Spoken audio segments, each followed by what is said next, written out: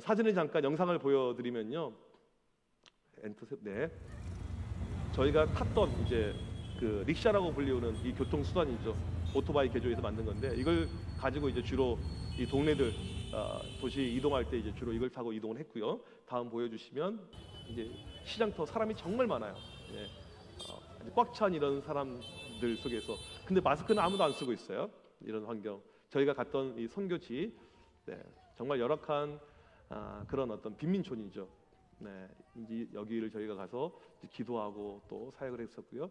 다음 사진 보여주시면 쓰레기더미인데 저기서 닭이 저걸 먹고요. 사람도 그 닭을 잡아 먹어요.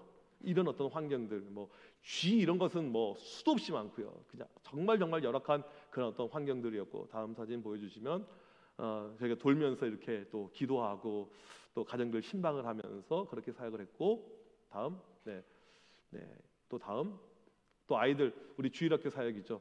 인도는 공식적으로 선교를 못하게 되어 있습니다. 세계 10대 박해국 가운데 하나예요. 선교사들 계속 추방당하고 있는 이런 환경 가운데 있고요. 저렇게 우리 인수가 참 인기가 많았어요. 보니까 이렇게 애들이 인도 애들이 와서 이렇게 먼저 사진 찍자고 하고 또 좋아하고 다음 사진 보여주시면 또 이렇게 아이들 뭐 눈망울은 너무너무 이쁘고 아름다웠던 그 모습이 이렇게 기억이 납니다. 네, 짤막하게 이렇게 보여드렸어요. 인도의 인구가 지금 14억을 넘어가고 있죠. 조만간에 중국 인구를 추월할 걸로 보고 있는데 그 중에 크리스찬은 0.6%밖에 되지 않습니다. 힌두교, 이슬람교 이런 어떤 이방의 종교 가운데 있는데 제가 인도 선교를 하면서 가장 크게 느꼈던 것은 무엇이냐면 복음에 거의 불모지이고 최근에도 한국 선교사님들 누가 신고해가지고 이제 전도하면 안 되거든요. 그러니까 선교사는 있으면 안 되죠. 감옥에 이제 구속이 돼요, 바로요. 그래서 구속되고 이런 어떤 것을 느끼고 보는 가운데 지금 우리가 사도행전 설교를 매주 하고 있는데 제가 작지만 이 사도 바울의 신경을 좀 느꼈던 그런 시간이 저한테는 개인적으로 되었습니다. 지금 바울의 2차 선교 여행을 우리가 계속 보고 있습니다. 마게도냐의 첫 번째 도시였던 빌립보로 가죠. 그런데 유대인들의 박해 때문에 데살로니가로 가게 됩니다. 또 유대인들의 박해가 있어서 그 다음에 베레아로 가게 됩니다.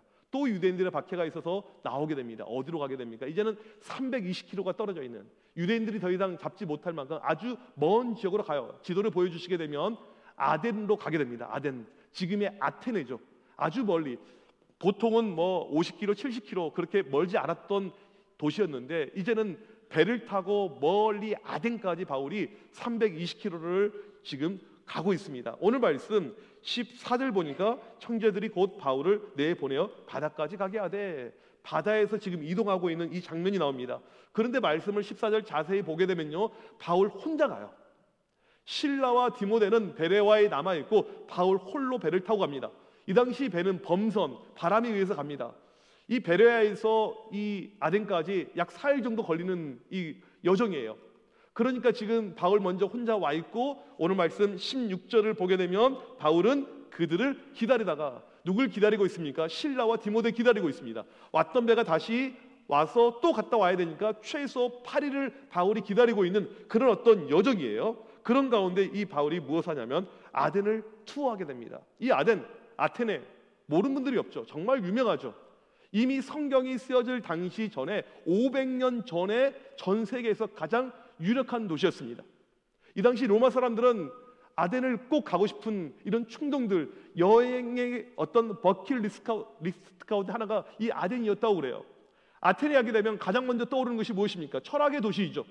BC 469년에 누가 태어납니까? 소크라테스가 태어납니다. 그 다음에 그의 제자 플라톤이 발생하고 플라톤 때 천대 대학의 시조라고 하는 아카데미를 만들고 거기서 아리스토텔레스가 나오게 되죠.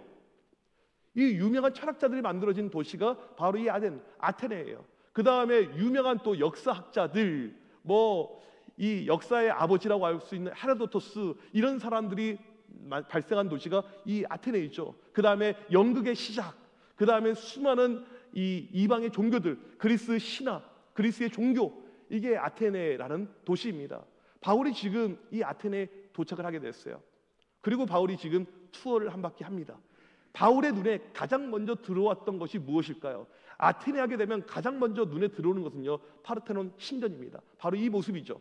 상당히 커요. 전쟁에 의해서 지금 기둥밖에 남아있지 않지만 이게 동서로 31m, 그 다음에 남북으로 이게 70m가 넘는 만큼 아주 큰 이 신전입니다. 이 신전이 있고 또 제우스 신전이 있습니다. 제우스 신전은요 무려 기둥이 지금 104개가 남아있을 만큼 큰 신전이에요. 바울이 지금 이 멋지고 웅장한 이 그리스의 어떤 문물들을 지금 보고 있는 것입니다.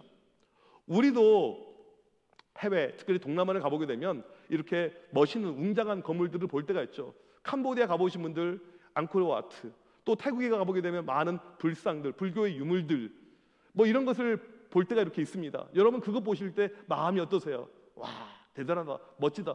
충분히 그런 마음이 들 수 있을 것입니다. 이번에 저희가 인도에 있으면서 이제 여러 유적지를 보게 되었습니다. 사진을 보여주시면 인도에는요 전 세계에서 힌두교 가장 큰 사원이 있어요. 기네스북에 올라가 있습니다. 어마어마하게 큰 저 사원이 이렇게 있어서 수많은 사람들이 저기를 매일 참배를 하러 이렇게 오고 있습니다. 다음 사진 보여주시면 또 가장 인도에서 큰 이슬람 이 모스크 사원인데 24,000명이 들어가서 하루에 5번씩 자기들 예배를 드리고 있습니다. 이런 공간. 다음 사진 보여주시면 이건 니자부딘이라고 해서 이슬람 성인들의 무덤 장소입니다. 이슬람에서는 아주 특별한 장소예요. 다음 사진을 보여주시면 저 안에 바로 시체가 있어요. 관이 이렇게 있습니다. 근데 이 관이요 1년, 2년짜리가 아니고 700년 된 거, 500년 된 것, 성인들의 무덤이죠. 여기 사람들이 꽃을 뿌려서 헌화하면서 여기서 기도하면 응답받는다 해서 수많은 사람들이 저기를 찾아요. 저런 장소가 있고요. 그 다음에 인도하면 정말 유명한 것 중에 하나가 이 타지마을이죠. 인도의 이 무굴 제국 황제가 자기 죽은 부인을 너무너무 사모해서 22년 동안 저 건물을 짓습니다. 저 지하에는 그 시신이 아직도 그대로 있어요. 그리고 저걸 멋지게 만들어서 수많은 전 세계 관광객들이 지금 오고 있습니다. 저는 어떤 인도의 멋진 이 관광지, 수많은 사람들이 저기를 돌면서 와 멋지다, 특별하다 그런 마음들을 충분히 줄 것입니다. 지금 바울도 마찬가지예요.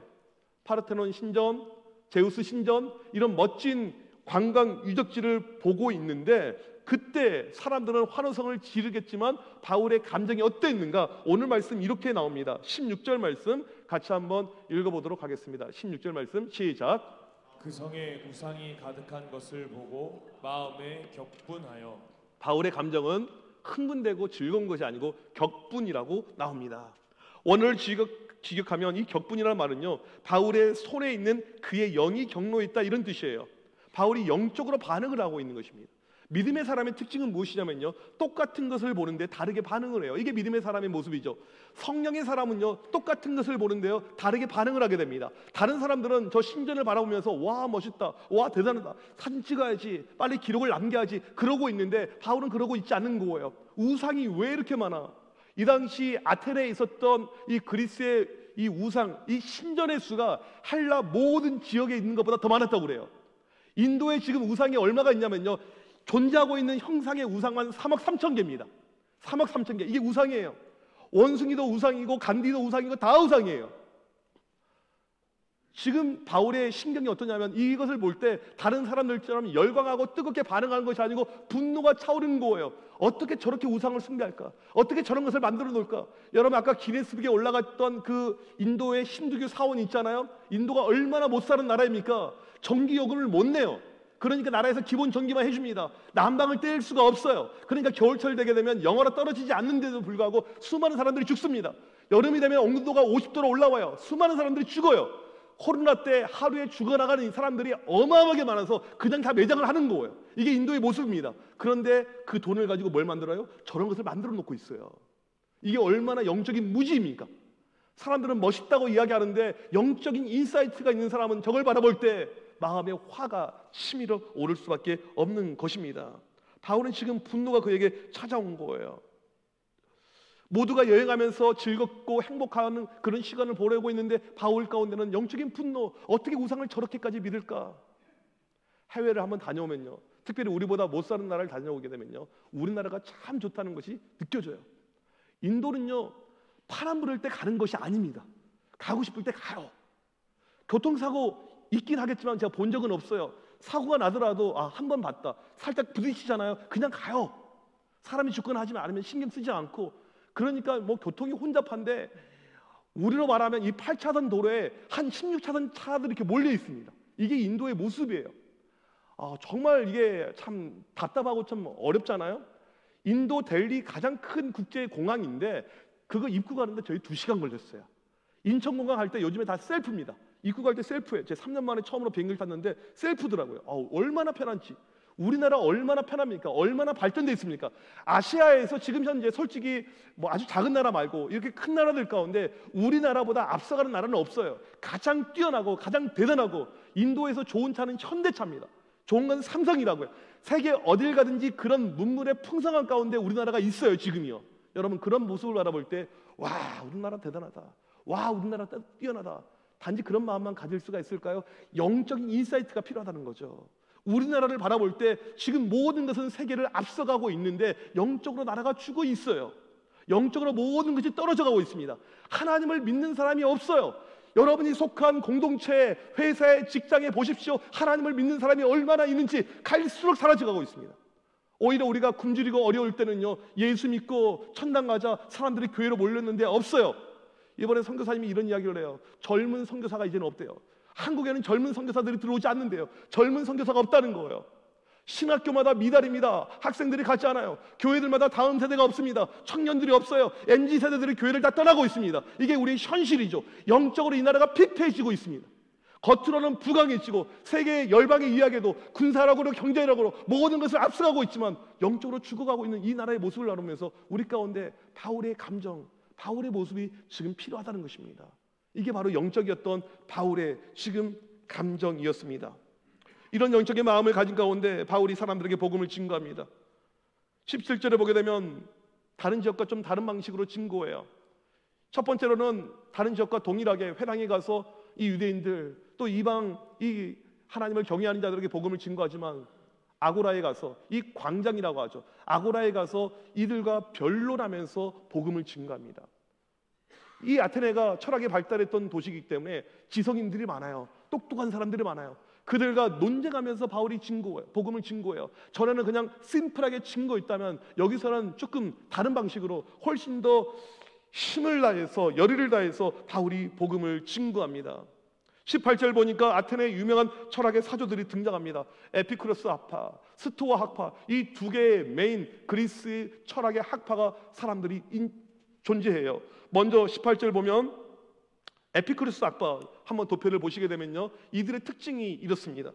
에피쿠로스 학파는요, 신존재를 부인한 건 아니지만 실제적인 무신론자들이었습니다. 그러니까 하나님을 향한 두려움이 없어요. 사후세계 내세를 인정하지 않았습니다. 이들은 오로지 모든 것이 쾌락이에요. 쾌락주의자. 쾌락이면 다 되고요, 쾌락이면 끝나는 거예요. 에피쿠로스가 추구했던 모든 것은 쾌락이고 물질이었습니다. 스토아과는요, 이거랑 반대예요. 범신론, 모든 곳에 신이다, 이것도 신이다, 저것도 신이다, 이렇게 주장을 했고요. 이 사람들은 모든 것을 이성에서 가져옵니다. 이성이 가장 특별하다, 귀하다, 그래서 행복은 이성 가운데 있는 것이고, 그러기에 이들은 철저히 금욕으로 살았던 사람들이라는 것입니다. 에피쿠로스 철학자들, 스토아의 철학자들, 최고의 지성인들이에요. 바울이 그들과 지금 복음을 가지고 씨름합니다. 18절 보니까 예수와 부활을 증거합니다. 바울이 한참 증거하는데 이들이 세 가지로 반응을 보여요. 어떻게 반응 보이냐면, 첫 번째로 18절 보니까 어떤 사람은 이르되 이 말쟁이가 무슨 말을 하고자 하느냐 조롱을 해요. 말쟁이의 의미가 어떤 의미냐면 썩은 고기를 먹는 동물이다 이것입니다. 시장에 흩어져 있는 음식물 쓰레기를 처리하고 있는, 쓰레기를 모아놓고 있는 것, 이것이 말쟁이의 뜻입니다. 너 여기저기 다니면서 쓰레기만 모아서 그것을 이야기하고 있구나 하면서 바울을 지금 비방을 하고 있어요. 조롱을 합니다. 두 번째로 보니까 18절에 어떤 사람은 이르되 이방 신들을 전하고 있구나. 처음 들어보네, 예수 이야기. 너 보니까 이방 신을 우리에게 전하는 사람이구나. 세 번째로 19절 보니까 네가 말하는 이 새로운 가르침이 무엇인지 우리가 알 수 있겠느냐. 아테네에 수많은 신들이 있었는데요, 새로운 신이 오게 되면요, 반드시 정부 당국의 허락을 맡아야만 했습니다. 그래서 새로운 가르침을 우리에게 주고 있는데, 한번 궁금한데 아레오바고에 가서 정식으로 당신이 믿는 신에 대해서 한번 이야기를 들어보자, 이렇게 이야기를 합니다.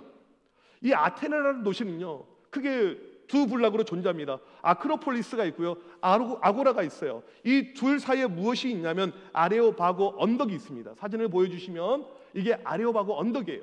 바위 언덕입니다. 우리나라로 치면 광화문과 같은 곳이에요. 수많은 인파들이 여기에 모여서 서로 이야기하고 질문하고 토론했던 그런 장소입니다. 너무나도 많은 사람들이 오르락 내리락 해서 바위가요 유리처럼 민들민들해요. 저 뒤에 보이는 것이 파르테논 신전입니다. 이게 아레오파고라죠. 여기 이제 사람들이 모입니다. 바울은 아레오파고 공회원들 앞에서 이렇게 말씀을 증거합니다. 22절 보니까 아덴 사람들아 너희를 보니 범사에 종교심이 많구나. 이게 무슨 말이냐면 이 아테네에 와보니까 신전도 많고 다양한 종교가 있는데 당신들 정말 많은 것을 믿고 있네요. 당신들 참 다양한 걸 믿고 있네요. 종교성이 특별하네요. 어떻게 보면 상당히 좋게 들리는 그런 내용처럼 들리죠. 바울이 쭉 이야기하는 것 가운데 보니까 당신들 여러 가지 신을 보는데 어떤 제단을 보니까 알지 못하는 신에게 드리는 제단이 있네요. 신들이 너무나도 많으니까 어떤 제단은요 알지 못하는 신께 드리는 제단이 있는 거예요. 그렇게 다양한 이 제단들이 있는데 당신들 무엇을 알고 믿습니까? 바울이 이야기해요. 그런 가운데 당신들이 알지 못하는 신에 대해서 제가 오늘 설명을 해드릴게요. 이렇게 이야기합니다. 그 신은 천지를 만드신 창조주입니다. 하나님입니다. 이 신은 당신들이 만들어 놓은 것처럼 조각상 이 돌멩이가 아닙니다. 파르테논 신전에 보관할 수 있는 그런 존재가 아닙니다. 천지를 만드신 어마어마한 분입니다. 그렇게 바울이 지금 하나님을 그들에게 소개를 하고 있습니다. 그런 가운데 31절 보게 되면 정하신 사람이라는 표현이 등장합니다. 예수님을 뜻해요. 나중에 정하신 사람이 이 땅을 심판하게 될 것인데 예수님이 이 땅을 심판하게 될 것인데 당신들 예수 믿지 않으면 심판을 당하게 될 것입니다 라고 복음을 증거합니다. 지금 바울의 복음 증거의 모습을 보게 되면요 이전과는 좀 달라요. 이들과 종교적으로 변론하고 있습니다. 복음에 대해서 정말 더 힘있게 바울이 증거해요. 그 결과가 무엇일까요? 32절 말씀 다 같이 읽어보도록 하겠습니다. 시작. 그들이 죽은 자의 부활을 듣고 어떤 사람은 조롱도 하고 어떤 사람은 이 일에 대하여 내 말을 다시 듣겠다 하니. 바울이 열심히 복음을 증거한 결과가 무엇입니까? 조롱을 당했고 다시 듣겠다 이런 거예요. 어떻게 보면 좀 실망스러운 그런 결과이죠. 앞선 베레아에서 복음을 증거할 때 보십시오. 한 번 설교, 두 번 설교, 세 번 설교 수많은 사람들이 주님께 돌아왔습니다. 그 헬라의 귀 부인들이 돌아왔습니다. 심지어 어려운 남자들까지도 주님께 돌아왔어요. 이런 열매가 있었는데 이 아테네에서는 그런 열매가 없어요. 조롱당하거나 다시 듣겠다 상당히 실망스럽습니다. 바울이 아테네에 오래 있지도 않습니다. 바로 배를 타고 고린도로 넘어가요. 고린도전서 2장 1절 2절을 보게 되면 바울이 뭐라고 이야기하냐면 이렇게 이야기합니다. 증거할 때 내가 말과 지혜의 아름다움으로 하지 않고 오직 예수 그리스도의 십자가만 증거하겠다. 어떤 학자들은 이 말씀으로 인해서 바울이 이 아테네에서 무엇인가 내가 실수했구나, 내가 괜히 말장난했구나, 자기 어떤 잘못을 인정하면서 이 사역에 실패한 사역이라고 주장한 학자들이 있습니다. 실제로 바울의 선교 지역 가운데 보게 되면 아덴 이 선교가 가장 열매가 없었어요. 다른 지역 가게 되면 많은 열매가 있었는데 아덴은 열매가 너무너무 적었습니다. 아덴의 열매가 34절에 보면 이렇게 나옵니다. 같이 한번 읽겠습니다. 시작.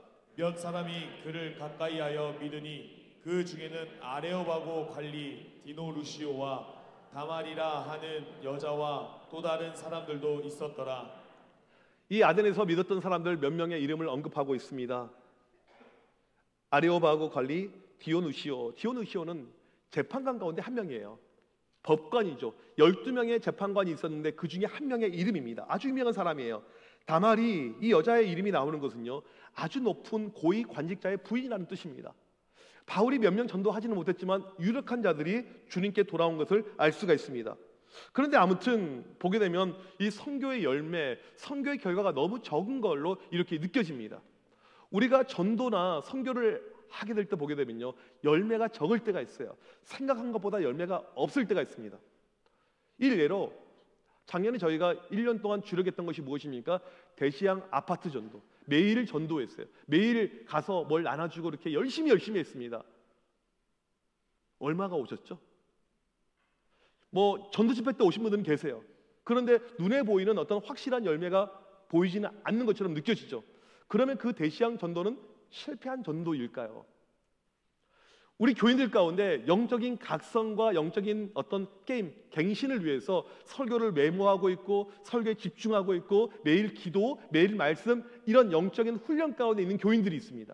그런데 사람이 어떠냐면요, 이걸 하다가 좀 지나면요 다시 흐지부지 하게 돼요. 그러면 여러분이 지금 하고 있는 그 노력은 무엇인가 실패라고 볼 수 있을까요? 오늘 청소년 아이들이 이제 제주도로 출발했습니다. 제주도로 가니까 수련을 다 가요, 애들이.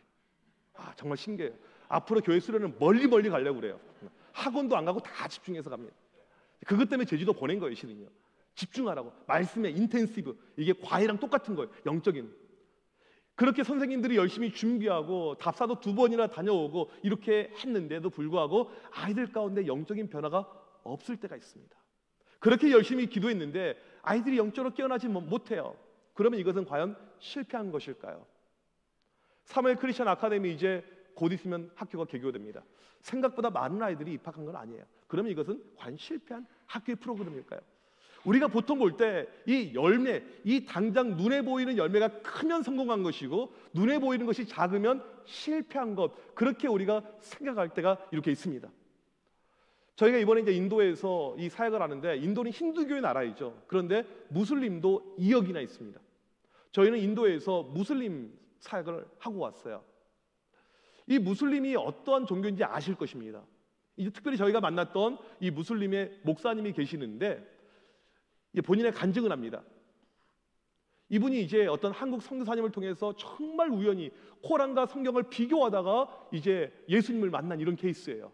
선교사님은 그에게 정말 짧은 메시지 하나 주고 성경책 하나 줬는데 이게 계기가 되어서 이 사람이 예수를 믿게 되었습니다. 그리고는 이제 본인이 예수를 믿은 다음에 어떠한 일이 일어났는지를 말해주는 거예요.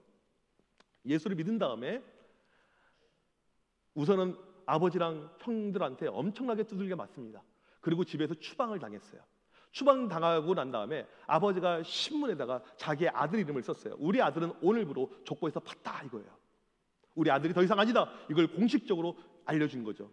그리고 이분은 이제는 부모님께 돌아갈 수도 없고 식구들을 만나지도 못하고 아버지의 장례식장에도 갈 수가 없고 어떠한 유산도 상속받을 수 없는 가정에서 아웃이 된 거예요. 본인도 그렇고 사모님도 그렇고 그런 사람들끼리 만났어요. 이게 무슬림이더라고요. 무슬림 선교가 이렇게 어렵고 힘든 일이더라고요. 이제 무슬림 지역에서 사역을 하는데 이제 이분이 원래는 저 인도 북부에서 사역을 하고 있었는데 얼마나 믿음이 대단하냐면 이슬람이라고 걸리는 그 순간에 끝나는 거예요. 죽는 거예요. 그래서 지하에서 몰래 자기들끼리 모임을 만들고 거기서 이제 예배도 드리고 이렇게 하는데 벌써 30명이 넘는 상당히 큰 공동체가 이루어진 거죠. 몰래 조심히 했는데 이게 어떻게 알려지게 되었어요. 알게 되었습니다. 그리고는 살해 협박을 받는 거예요. 너 죽일 것이다. 그리고는 공동체에 있는 형제 2명이 살해를 당했어요. 이미요. 목숨을 위해서 이제 피신해 온 것입니다. 그리고 이제 거기서 사역을 하는데 마음이 얼마나 힘들고 어려웠는지 몰라요. 처음에 시작할 때요. 그런데 그 아까 보여줬던 그 빈민가가 무슬림 이런 사람들이 살던 이 동네인데 앞선 미국 선교사님이 여기서 10년 동안 사역을 했대요. 10년 동안 사역했는데 열매가 무엇이었냐면 5가정과 컨택한 거. 그러니까 5가정이 예수님을 믿은 것이 아니고 10년 동안 사역의 결과가 무엇이냐면 5가정 컨택을 했어요. 아픈 사람들, 환자들, 환우들 정말 열악해요. 제가 다음에 인도 가게 되면 의사, 간호사 데려가서 좀 의료 선교를 해야겠다는 마음이 들더라고요. 정말 열악해요. 다 아파서 쓰러져가는 이런 사람들 5가정 컨택한 것이 전부였습니다. 그리고는 이 선교사님이 아파서 죽어버려요. 뭘 하지도 못하고. 그리고 이분이 후임으로 들어갑니다. 후임으로 들어갔어요. 6개월 동안 이분은요 벌써 10가정을 컨택을 한 거예요. 여러분 비교를 해볼까요? 앞선 분은 10년 동안 5가정, 뒤에 오신 분은 6개월 동안 10가정. 누가 선교를 잘하고 있어요? 우린 당연히 뒤에라고 생각할 것입니다. 눈에 보는 열매가 전부라고 생각을 해요. 앞에 분은 좀 못한 것 같아, 뒤에는 잘한 것 같아. 우리가 사역할 때 항상 이런 마음이 우리 가운데 찾아올 때가 있는 것이죠. 무엇인가 열매가 크면, 역사가 크면 이건 잘된 것이고 지금 당장 역사가 없으면, 열매가 없으면 무엇인가 실패한 것처럼 느껴질 때가 이렇게 있다는 것입니다. 우리가 기억해야 될 것은요, 하나님의 역사는, 하나님의 진정한 열매는요 그 때가 있다는 것입니다. 지금 당장이 아니더라도 나중에 큰 역사, 큰 열매, 그때가 있다는 거예요. 그러니까 우리가 지금 열심히 하는 가운데 열매가 없다고 해서 낙심할 이유가 전혀 없는 것이죠. 바울이 이 아테네에서 복음을 증거했습니다. 아테네가 어떤 도시예요? 헬레니즘, 헬라 문화의 이 중심지 아닙니까? 우상, 다신의 중심이지 아닙니까? 여기서 열심히 한다고 했지만 열매가 없었습니다. 고린도로 가요. 그런데 나중에 이 아테네가 어떻게 됩니까? 기독교의 핵심 도시로 바뀌게 됩니다. 그리스 정교회라고 하고 있는 이 동방 기독교의 시작이라고 할 수 있는 도시로 바뀌게 되는 것입니다. 물론 그리스 정교회가 우리랑 좀 신앙의 결은 달라요. 아무튼 그렇지만 이 그리스 국기를 보게 되면 국기 안에 십자가가 박혀 있고요. 그리스 인구의 98%가 크리스찬입니다. 그 당시에는 어려웠고 그 당시에는 아무것도 없는 것처럼 느껴졌지만 하나님께서 그것이 하나의 씨앗이 되어서 나중에 크게 역사하시는 사실을 볼 수가 있습니다. 여러분, 중국에 가보게 되면요, 모소 대나무라고 하는 이 대나무가 있어요.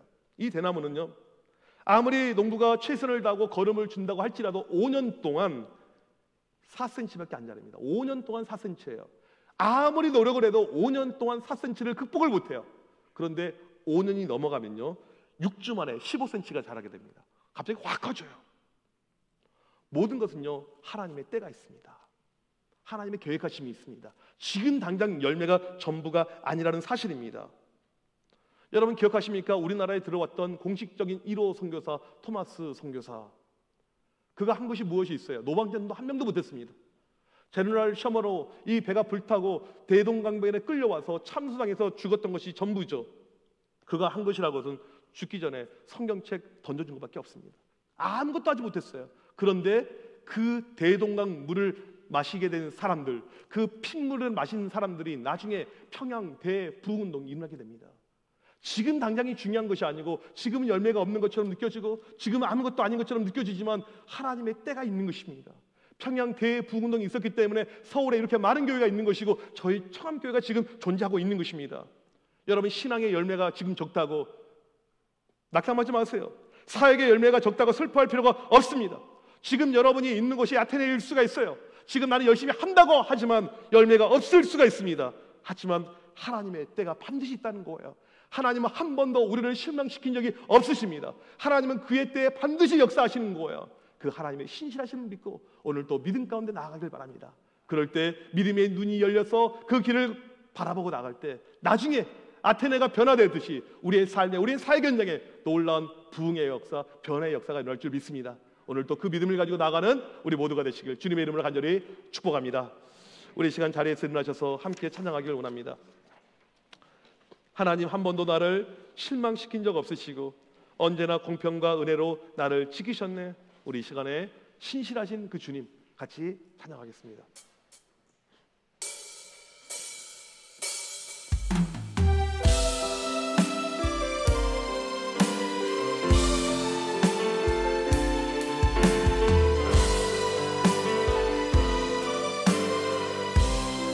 하나님, 한 번도 나를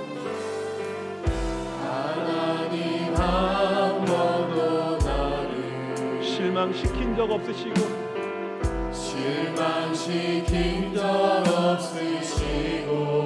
언제나 공평과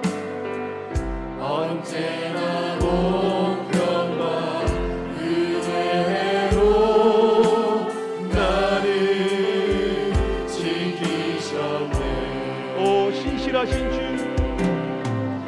오 신실하신 주, 오 신실하신 주, 내 너를 떠나지도 않으리라, 내 너를 버리지도 않으리라. 약속하셨던 주님, 그 약속을 지키사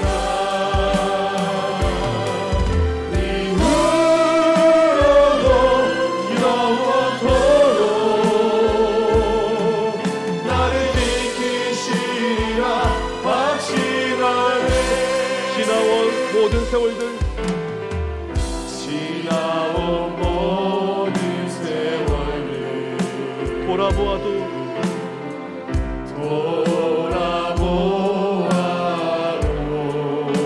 그 언 것 하나 주의 손길